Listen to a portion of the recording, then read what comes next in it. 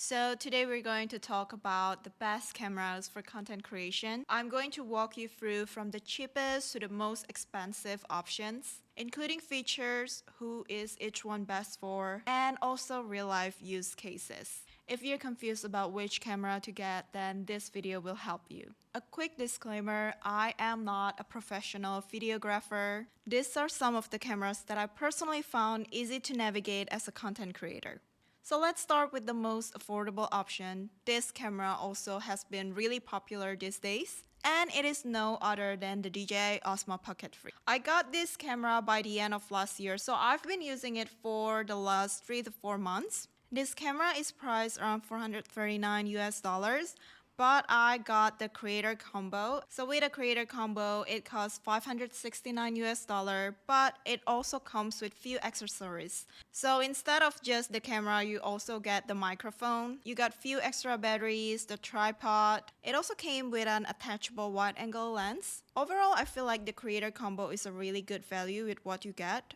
I think this tiny camera is definitely one of the most powerful tools for content creator, especially if you're a shy content creator and you feel uncomfortable carrying a big camera around. So I mostly use this camera to vlog, especially outside, and before getting this camera, I was actually using the Canon G7X Mark II. That camera got super popular and super viral, but if I'm being completely honest, the audio quality isn't the best. So if you're looking for a vlogging camera, and especially if you're gonna film a lot outside, I don't think Canon G7X is a good vlogging camera.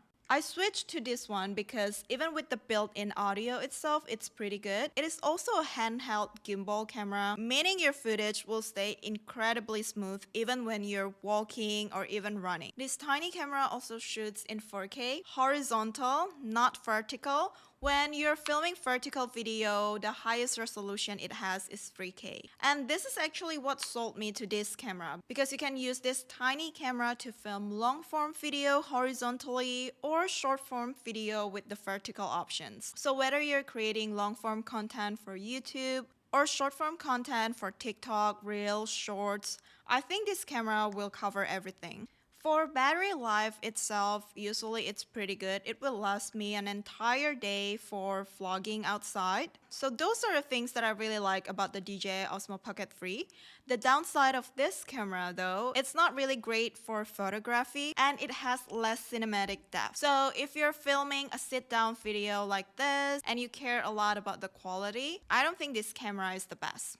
Another thing that I heard people keep complaining about is the gimbal. Yeah, this is kind of like a pros and cons. The gimbal is like good for stabilization, but since you're gonna carry this camera around, a lot of people say the gimbal kind of get messed up because you put it in your bag, and over time, usually there will be a problem with the gimbal. Even for me, sometimes I just put it in the case like this, and I will put it in another bag just to make sure it has extra protection. But even with this, sometimes I notice the gimbal moves a little bit, which kind of freaks me out, but you just want to be really careful with the gimbal. So I think this camera will suit creators who make content about lifestyle, or you film outside a lot so you don't want to compromise on the audio quality. It is not really suitable for cinematic videos or if you want to have more depth in your video. Which is why for a sit-down video like this, where I don't want to compromise on the quality, I'm using my trusted Sony ZV-E10. I've been using this camera for more than a year, and I can understand why this is one of the OG creator camera.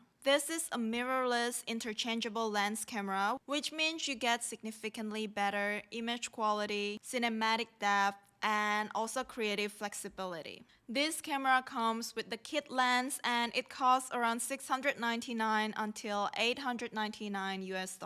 It is a mirrorless interchangeable lens camera, meaning you will have the flexibility to upgrade your lens depending on what you're looking for. I'm currently still using the kit lens, which comes with the camera when I first bought it. This camera is perfect if you want to create a high quality video and if you know you want to invest more in different lens in the future. This camera also shoots in 4K and it has an APS-C sensor. This also means this camera performs better on low light or when it's dark outside and more cinematic background blur. So in real life content terms, your video will look sharper and your footage will look more professional. One other thing that I really love about this camera is the autofocus setting. So what I noticed with Canon G7X or even DJI is when you try to showcase an item or you switch to a different scene, it took a couple seconds or sometimes you need to readjust the focus. But with Sony, I don't even have to touch anything.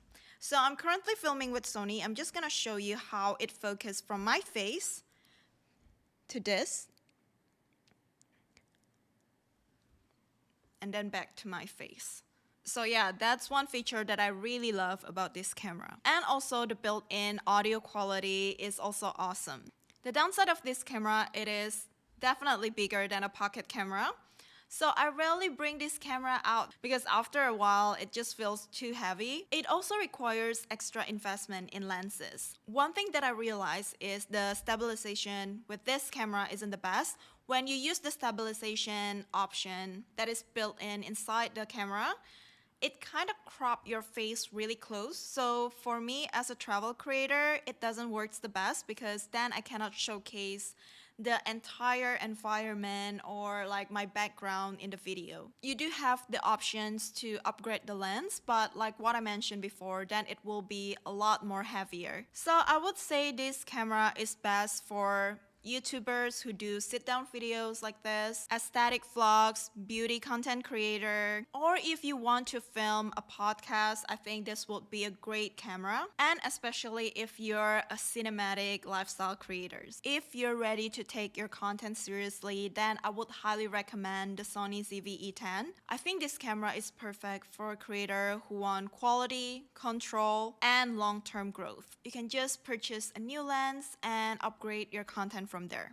Last but not least is my trusty iPhone. This phone comes around $1,199 to $1,399 US dollars. Now yes, this is an iPhone, but it's the most expensive option. But technically it's also a phone. So if you're already planning to upgrade your phone and you have a budget for it, this actually becomes a very smart content creation investment. Now I haven't tested the iPhone 17. I heard the camera quality is even more insane with that phone. But for now, my iPhone 16 Pro Max works perfectly fine for me. I like that the camera that comes with it also shoots in 4K and up to 60 FPS. It has cinematic mode, the stabilization is also amazing. And for someone who really just getting started with content creation, I feel like filming with your phone is a lot less intimidating. In fact, I actually started my content creation journey with an iPhone 12. And since it's a phone, people don't really stare at you when you're pulling it out to film outside or even when you're vlogging with it. You can film, edit, and upload all in one device. And I think it is the most convenient for filming because usually what happened is I was just outside and I saw something that I want to include in my vlog, so I can just pull up my phone and start filming. I would say though with iPhone, it is best for short form content.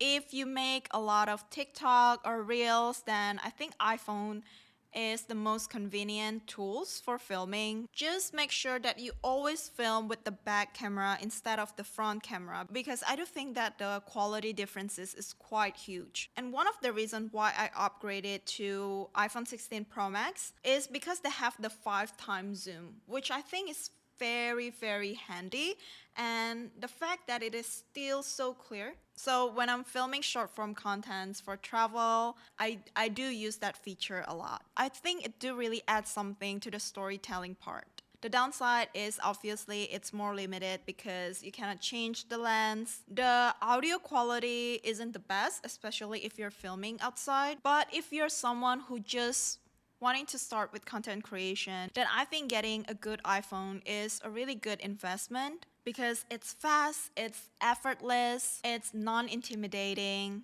and this is honestly one of the best tools you can have as a beginner. So to give you a quick recap, when I'm filming outside and I want the audio quality to be crisp and I want a good stabilization, then I will use the DJI Osmo Pocket 3. When I want more a professional looking video with more depth, then I will use the Sony ZV-E10. And when I'm outside and filming short form, if I want something convenient and fast, then I would film with my iPhone 16 Pro Max. Needless to say, there is no one camera that is better than the other one. It really depends on your needs and what type of content you're planning to create. I would say it's good to research about what is the best camera, but my best advice is just to create content with what you have. Figure out what type of content you like and then start with that. The best camera is the camera that will help you get started and post consistently. But yeah, that's it for this video. You can leave me a question in the comment section down below. I hope this video gives you insight on which camera suits you the best and help you kickstart your content creation journey with that. But that's it for this video. I will see you on the next one. Bye!